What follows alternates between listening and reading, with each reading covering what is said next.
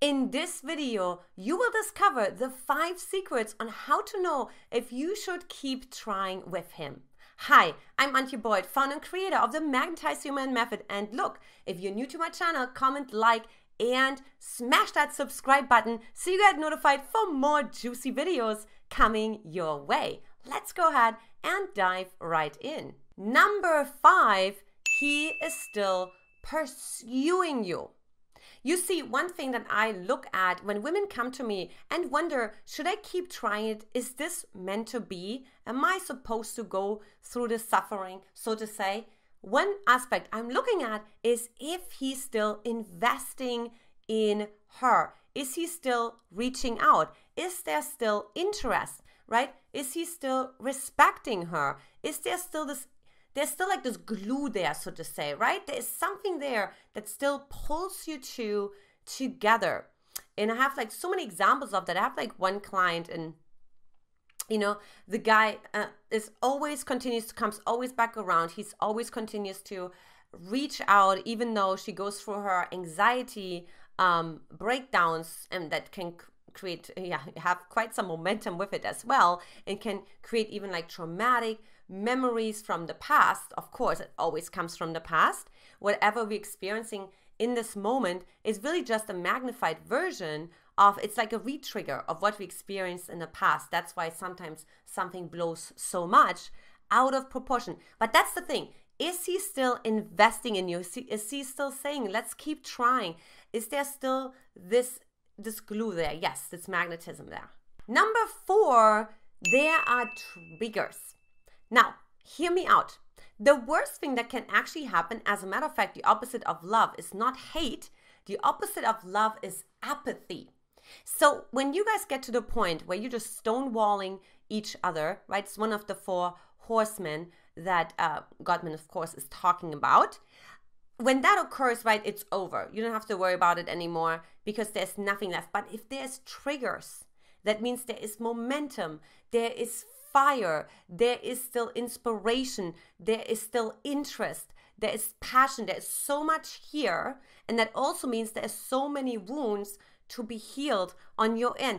You still care. You're still emotionally engaged with this person. The other person is still emotionally engaged with you. That oftentimes can create the biggest catalyst of healing, of transformation, of growing closer and closer together in a way you would have never thought possible. Because behind all of those triggers, there is so much spaciousness. There's a whole new opportunity of relating to each other. And of course, there is so much more love. There is so much more caring. I will give you an example. So let's say a woman gets triggered because she doesn't feel not good enough. So let's say you don't feel good enough, right? So he says something, you don't feel good enough. So what really happens is, in that moment, you got triggered because maybe your dad made you feel like you're not good enough, or maybe your mom made you feel like you're not good enough. So in that moment, it has nothing to do with that. And as a matter of fact, you're going into the rage, you're going into that like anger response, and you become the bitch, so to say, like I did too. But then what actually happens is, if we're actually looking at that and saying, let's actually be with that, let's actually engage with that, we'll actually see that underneath that is a level of helplessness. There is a level of powerlessness that you don't want to feel. When you are able to feel that, by the way, I'm talking about my own journey right now, okay, in case you can't tell. So when you're able to feel that powerlessness and that helplessness, there's a lot of more femininity, there's a lot of more availability, there's a lot of more openness and room for love and for yearning and for sensuality. And your partner is going to be more and more in love with you than ever before. Additionally, he will actually feel safe to open up as well what happened with him, what his triggers are. And you see, I see this all the time with men, with women, how they start to relate to each other once they really start to open up to each other and understand what is underneath what I call the reactive emotion, right? What is the authentic emotion? That's why I love triggers, and that's why there's still so much hope, and you should definitely stay if that's the case. Number 3 is, it's just not his fault. So if you know, well, know, he's not the only one who's not emotionally available or who doesn't call me on a regular basis, but I'm also quite of like not always the most open. I'm also quite busy protecting my own heart and not being completely open, not being completely honest, authentic, transparent, available in the way that I could be. You see, you can actually see that you're mirroring each other. So if you're able to get to that point and see, well, it's not just his fault, right? There's also something inside of myself where I invite this behavior in. Now, we're not talking about a narcissistic abuse, psychopaths, sociopaths. Like if you're dealing with this, of course, get out, right? I'm really talking about where there's really two people in the relationship that have good intentions, and there's just a lot of triggers, and I just don't know how to deal and handle all of that. There's so many coping mechanisms that you have developed since you were a child to protect yourself, to survive, to thrive, to look good, to overcome your fear to be seen, to overcome your fear to be heard, all of that, to be invisible. So we have all those like mechanisms that we're running all the time. So that's what I'm talking about, right? It could also be the case that, you know, he's like invisible, right? Like he's not like reaching out because he feels judged by you, right? And this goes back to, oh, is that the reactive emotion or is that the authentic emotion? What are you judging inside of yourself? So you see where I'm going with this. I could bring many more examples, but the point is you're really seeing, okay, wait, this is not just about him. There's actually so much about inside of myself, how I show up in the relationship that's not really authentic, or that's not the most loving, the most trusting, the most open-hearted. Then there's definitely a reason to try again. Number 2 is you have a life purpose together. You see, sometimes God brings you two together because you have a bigger mission on this planet. And guess what? This bigger mission glues you guys together over and over again, and you overcome the sort of like the petty, the small disagreements and concerns or arguments or whatever the case may be, the projections you put onto each other. You overcome all of that because you really get to see, look, we are here to make a bigger difference on this planet. We're here to uplift humanity together. One of my biggest passions is to create more power couples on this planet.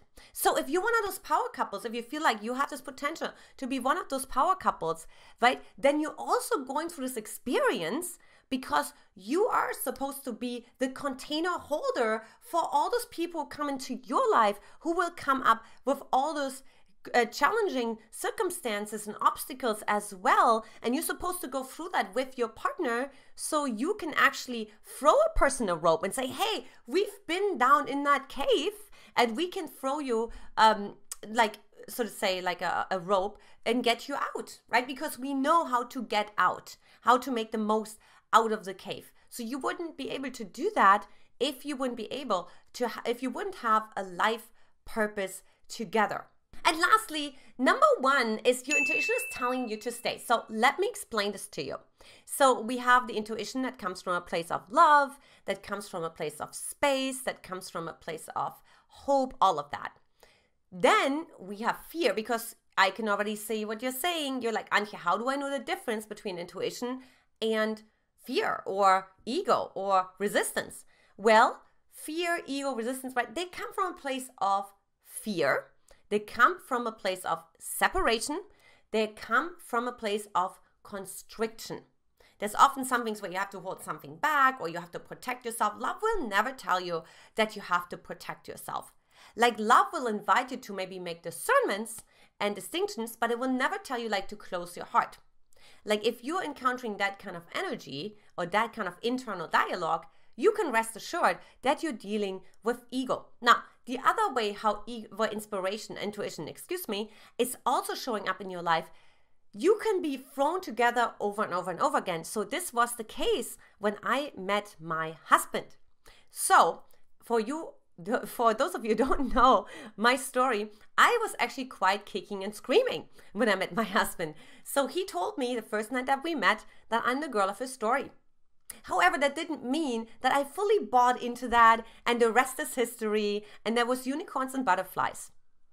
No, more the opposite. I spent a lot of time attempting a lot of sabotage of the relationship. I ignored him. I drank a whole bottle of champagne. Now keep in mind, I don't even drink at all. I hate alcohol. I just don't like it. It's nothing against it. Good for you if you like it.